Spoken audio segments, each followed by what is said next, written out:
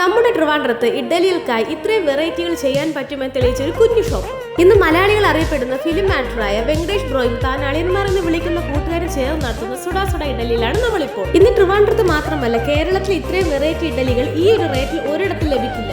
Soya idli, hard idli, mini പൊടി idli, butter idli, dum idli, അങ്ങനെ ഒരുപാട് വെറൈറ്റി ഐറ്റംസ്. വേൾഡ് ഇഡ്ഡലി ഡേയിൽ ഇവർ ഇൻട്രൊഡ്യൂസ് ചെയ്ത പുതിയ ഐറ്റമായ പനീർ ഇഡ്ഡലി മസ്റ്റ് ട്രൈ ആണ്.